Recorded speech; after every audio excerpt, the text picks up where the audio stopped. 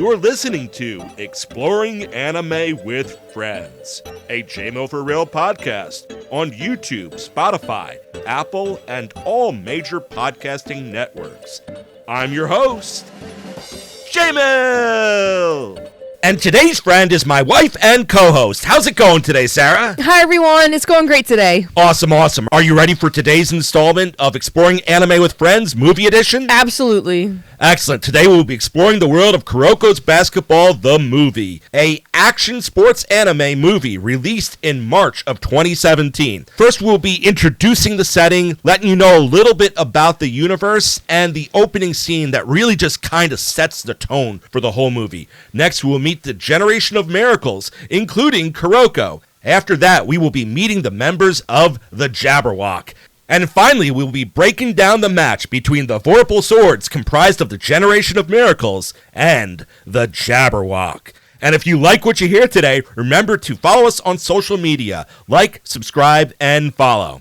All right, Sarah, I guess what we're going to do is I'm going to first go into a little bit of the history of Kuroko's basketball as a whole. Okay. And then you're going to go into the opening scene that just kind of really, really gets you going. Yeah, really kind of gets you going. So, first things first, this is a sports anime movie, and honestly, I really thought they did an excellent job blending it as both a action anime and a sports film, right? Definitely.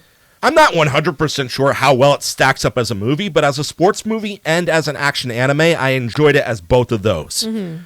The series follows a main character whose name is Kuroko, and you're following his basketball journey along with his friend Kagami that goes to his school, and their personalities are very different. All throughout the series, before this movie happens, they're playing one school after another school, and they're just gaining valuable experience playing some of the best and the most elite of the Generation of Miracles, a group that has actually been born into Japanese basketball, and they're displaying various different powers, including ones like going into the zone where a player can maximize their full potential for a short period of time. So it's a little bit of the action just ties in immediately, augmenting the sport as a whole. So you're following his journey, and you're seeing the teams that they're beating together, and the rivals that they're making along the way, the friends they're making along the way. And this is all just kind of building up because they're playing special people. They're playing people that have incredible powers. And at the end of the day, they are building these bonds because they all love basketball. And they all plan on playing basketball for the rest of their lives. And in this movie, it's special because you're actually going to get to see all of this generation of miracles play basketball together for the highest stakes. And why are the stakes so high, Sarah? So in the beginning of the movie, we see it's basically a street ball game, between a group from America and between, obviously, Japanese group. So at the beginning of the match, it looks like the Japanese team's kicking some butt, they're doing good. Yeah. It's just a ploy. The American group, they're just toying with them. It's actually really, really upsetting. They spot them the first 4 points, and then they win and then by they just, 80. Yeah, mop the floor. I don't know a whole heap much about basketball. I know enough to know that is, in any sport, that's an absolute crushing decimation. So in this, the main guy on the Jabberwock steps up, and he's like, "You guys don't deserve to play basketball. You guys are a bunch of monkeys." And I was immediately offended. And he just keeps going, and he's like, you guys should just stop playing. Japan should just stop playing. So my level of offense just kept getting higher and higher as this, jerk is just continuing just to, be terrible to the other team. His name's Nash, otherwise known as Gold. We'll probably just call him Gold. And during this, he's I'm being nice about what he said. He was much harsher, and obviously the tone he took was much harsher. So while the leader of the Jabberwock's just, completely being an absolute jerk, one of the coaches steps in and is like, let's do a rematch. Let's take it to the court, not out in the street ball, and let's do an actual rematch. And they're like, fine, whatever, you're gonna lose anyways. And you're like, oh, that guy. Well, it's a little more than just fine, you're gonna lose anyways. When he challenges the rematch, he's like, challenge. I'll split my stomach open if we lose, and if we win, you guys will be paddling back to America in a rowboat. Yeah, with the apology. And Nash takes complete offense here, and he's like, when a monkey is quiet, I can handle that, but a monkey that doesn't know their place and underestimates us, we will put you down. Again, my level of offense just kept rising and rising and rising. And he does make it clear he doesn't need to split open his stomach. He's just gonna beat him he's up. just going to beat the crap out of them because the nerve and the audacity to even challenge. Right? And I'm kind of like, okay. And as this game is going on, it's important to note that it's being televised all over the place because this is one of Japan's top teams, and they're going against, say, a traveling group from America that is just like larger than life. Mm-hmm. So it's being televised everywhere. And as you're watching, we didn't know who the Generation of Miracles were at first when we started watching. Like, we haven't actually watched the series itself. We've only watched the movie. Mm-hmm. But as you're watching, you realize, oh, wait, they're all watching on TVs in various different places. They must be important. And they're taking offense. Yeah. They're all watching and they have colorful hair. Different color hair. they must be important. They're important. When the daughter of the coach asks the coach, it's like, what are we going to do? And he simply says, we're going to assemble them together on a once-in-a-lifetime team. Dun, dun, dun. And you see them all coming in to the basketball court where they're going to practice together and learn about each other. And the first 5 are there. We already kind of introduced Kuroko and Kagami. Let's start to talk about some of the other ones, starting with Akashi. Talk to us a little bit about Akashi. I mean, Akashi's a pretty level-headed dude. He's kind of the ringleader, despite the fact it's called Kuroko basketball and there's a guy named Kuroko in it. Akashi's really the one that they look to as the one calling the shots. Yeah, he's the point guard. He's directing the field. Yeah. Yep. You definitely can tell that this guy was the final boss. He had to be. Of probably the first season. When you look at the artwork display of it, his face is the big one that's looming in the background. What is it about him that makes him this type of boss material? What is the power that he possesses, Sarah? He's got something called the Emperor's Eye. And at first when I was watching this, I was like, what is going on? Do these guys have powers? Because I have never seen Kuroko basketball.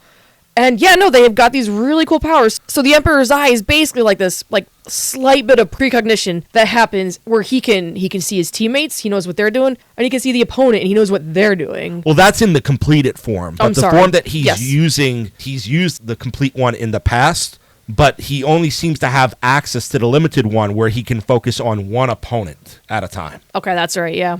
So he's got that going for him. That's a pretty cool power to have for any kind of sport. Yeah, well, I mean, when you can see, probably 5, maybe 10 seconds into the future on your opponent's moves, and you can actually see everywhere that they're going, like, you can deflect a lot of passes, you can get a lot of steals, you can block a lot of shots. Oh, definitely. And you could definitely, post them up. So yeah. But yeah, no, his power is very impressive, and he's cold, calculated leader type, right? Mm-hmm, definitely, yeah. All right, talk to us a little bit about Kize. So Kize is kind of the opposite almost. He's loud, he's excited, he's energetic, he's got all this energy going for him, and he basically, like, his cool, like, ability is he can make, like, copies, like, of other people and actually be better than them sometimes, depending on what it is. He can't, like, overdo it. He can't do something that he normally would not be able to actually do, but it's, like, almost a perfect copy and then a little bit extra of their abilities, of whoever's he's trying to copy, basically. Yeah. When you're doing that, like, there's many times where, and they weave it in and out of the game so seamlessly. Oh, no, it's yeah. kind of like, wow, at this moment, because they'll show the shadow of who he's copying at that point in time as he's doing it. So you'll see him in the foreground and the shadow of the person in the background. It's like, wow, that is really cool. Took reading about the power a little to understand completely what was going on. So I would say that if you have a chance to watch the series first before you watch the movie, it's probably better. Though the movie stands alone pretty well. It does, yeah. It's just, you might have to do a tad bit of research for it. Mm-hmm. He was a very fun character as a whole. And then they have a sharpshooter on the team named Shintaro. He's just a very calm, quiet's not even the word, right? Yeah, he's like an assassin, but not necessarily like cruel or anything. It's just, it comes off a little cocky, but then he can back it up because he literally can't miss, right? Honestly, weirdly enough, even though he doesn't have like really that many speaking lines, you see him, but you don't see a lot of him. Honestly, he was my favorite character. I don't know why. I was like, this guy's cool. He's shooting these shots from so far away. Yeah, he's shooting it from underneath his own basket. So it's kind of like... and making it with no problem. And by the way, he's the green-haired one. Kize was the blonde-haired one. And Akashi was the red-haired one. The rest of them outside of Kuroko don't really display any unique powers, but they all can do something called going into the zone. A quick explanation on going into the zone? It's basically like you're at your peak. Well, while you're playing, you're at your physical peak of what you're able to do. Yep. And then Aomine is the one who's always complaining and grumbling. He's the guy who's getting in the face of Kagami, who's Kuroko's teammate. And those two, you could tell there's a bitter, something going angry on. rivalry going on, like a competition. They're both hotheads, and you know that they've definitely hard-fouled each other in the past multiple times. And then you have the big guy, the big center on the team. By the way, Aomine is the blue hair and the dark blue. The dark blue hair, and the big center on the team is Atsushi, and he's really tall. He's a really big guy. He's a little on the lanky side. He also has the lavender hair, and he is highly competitive, and he cares very much about his personal stats. Mm-hmm. You can tell that this guy probably in the past has cost his team wins in order to pad his own stat sheets. You actually see him humbly yield at a point in time during the match to where he's like, the team victory is more important than the personal victory here. Mm-hmm. And frankly, it's really important there. But before we get into how important it is, talk to us a little about Kuroko's power. Kuroko's got a really cool power. He basically And he's the light blue hair. He's light blue. That's why I've clarified. And Kagami is the red-black highlights. I do love the array of colors, definitely. But Kuroko's power is really cool. Basically, if he would be in your line of sight, I'm going to say it as dumbed down, I guess, possible. He's just pretty much not there. He basically hides his presence. He has line of sight manipulation. He does. It's the coolest power ever. It's just he appears out of nowhere. He's like that butler from Mr. Deeds. Just poof, he's there. Very, very sneaky. Very, very sneaky. Oh my goodness. No one's going to get that reference. Everyone's going to get that reference. If you don't get that reference, go watch Mr. Deeds. It's a great Honestly, movie. if you get that reference, leave a smiley face or something. Yeah, leave a smiley face in Let the us comments saying, and just put Mr. Deeds next to it. I would really appreciate that. So, but the importance of it is because it's a matter of national pride, and it's a matter of pride for the generation of miracles, and they are going against a very unstoppable gold and silver combo. Dun, dun, dun. Talk to us about Silver. I'm going to say first, they're both gold and silver, both jerks. The whole team is a bunch of jerks. But Silver is massive. Bigger, taller, Yeah. stronger, faster, everything. I was going to say, if Atsushi's big, this guy's huge. He's a monster. He's like Shaquille O'Neal, but probably 2 inches taller. Maybe. from the way they kind of portrayed him. It felt like. Oh man, the guy's huge. So he's blocking everything, and I don't know how this guy goes through most of this game. And there's no fouls at all. How does he not just shoulder check someone? Honestly, that was a lot of self control. Not gonna lie. They played a pretty clean game as a I whole. was so surprised. The only hard foul was Kagami's. Yeah. I thought they were going to get fouls because these guys do not seem to be the type that would play a fair game. I feel like they'd be playing dirty everywhere. Well, Silver didn't strike me as super dirty, though. It was, if anything, he came across when he was very gloaty. He was very in your face. Bully. He was right, but he was having fun too, though. But he was a jerk. But he was just laughing all the time, and then finally when he got shut up once, he was completely stunned. He didn't have any in between emotions. It was all manic or depressive. It felt like, right? Pretty much. Yeah, no, that's a good description. He was like, one moment and the next, And he dyed his hair silver because obviously when you have the last name Silver, you're dyeing it silver. I mean, it's anime. We don't know if it's dyed or not. This could be legit his hair color. I guess so. I'm just saying. And he was clearly the most powerful, the strongest, the fastest one on the field at any given moment. At one point in time, they paralleled him to a monster, to a type of animal. They didn't show a bear or a lion or a tiger. They showed a T-Rex. Yeah, it was freaking, right? So I'm kind of like, oh my goodness, this is too much. But really, Silver would be nothing without Gold. Yeah. Talk to us about our main antagonist, Gold. Gold also is a jerk. But besides that, he also has the Emperor eyes. But he's got the complete version. He is seeing everyone except maybe Kuroko. but he's seeing everyone, he's seeing what they do seconds before they do it, and he is freaking reacting to it. He's insane. You know, and his personality is very cruel. Very jerky. It's very, I wouldn't even call it jerky. I would call it like authoritarian. Okay, yeah. Even that's his better. teammates, he'll just put them in his place. He'll put Silver in his place with no problem whatsoever. This is, when he has that look in his eyes, it's like he's a man possessed. And the shuddering feeling goes through. And there's points at times in this game where he just literally does that with his actions too. And not just his look, not just his words. He really is the real deal. Like, yeah, there was no question in my mind that Nash or Gold was at any point in time not the best player on the floor. It's just, when it came down to it, the Jabberwock was Silver, Gold, and 3 guys who could hit wide open shots. Yeah, pretty much.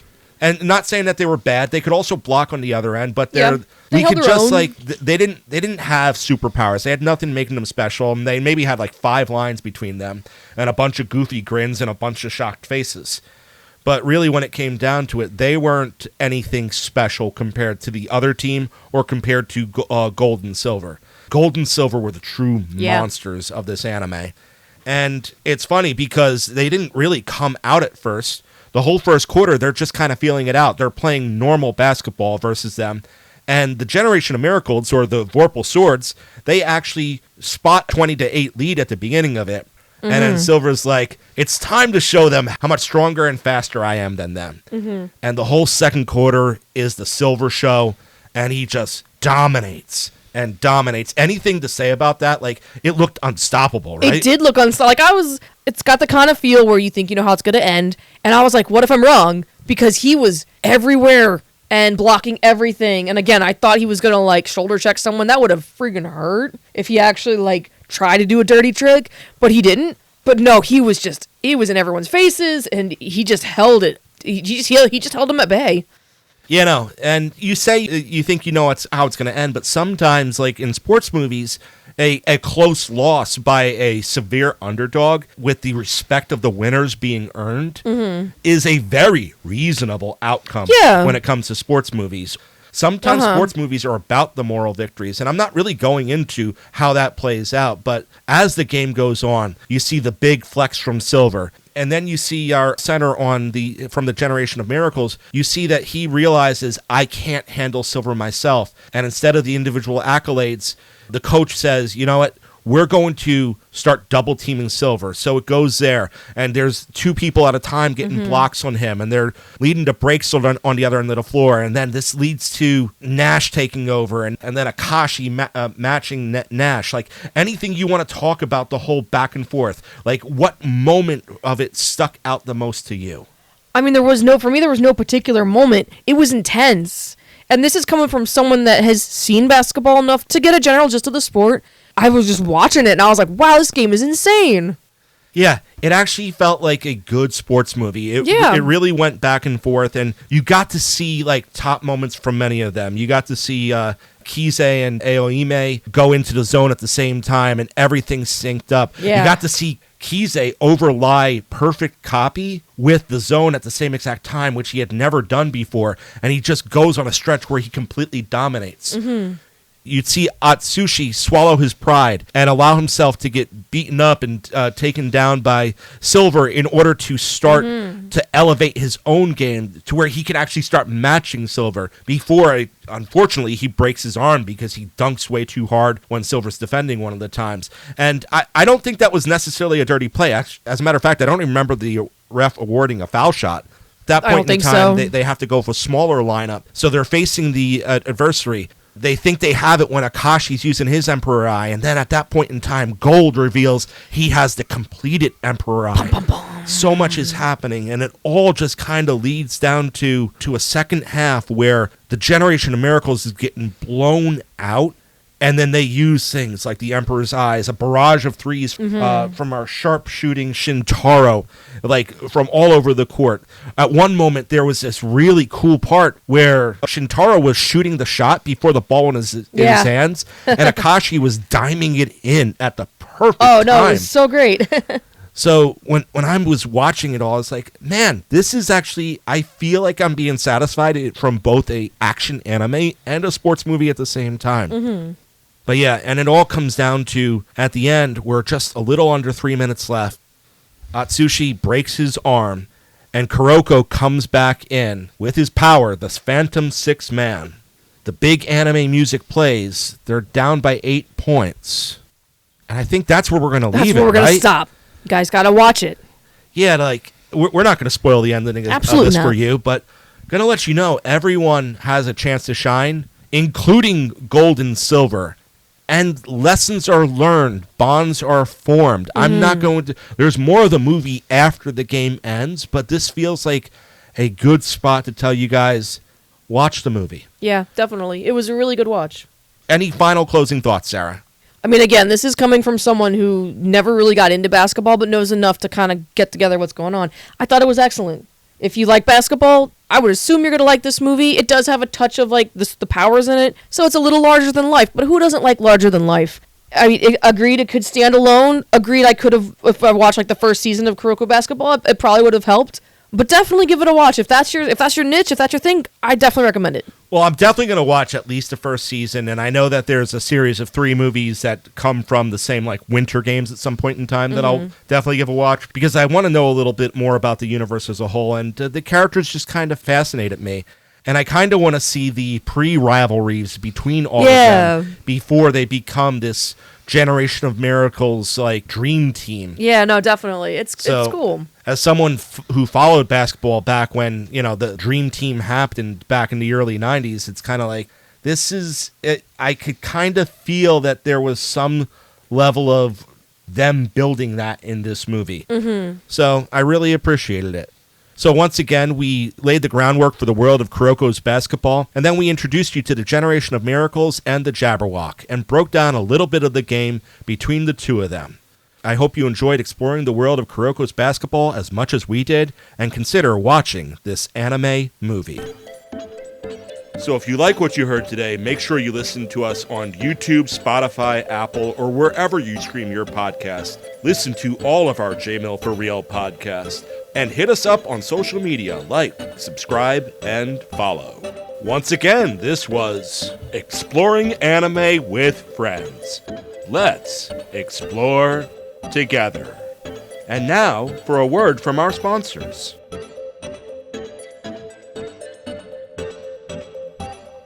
Binbuster. Live from YouTube, it's Tuesday night, the call sign of the Binbuster YouTube channel. Once you hear this, you know you're about to embark on a journey through pop culture, movies, comics, and more.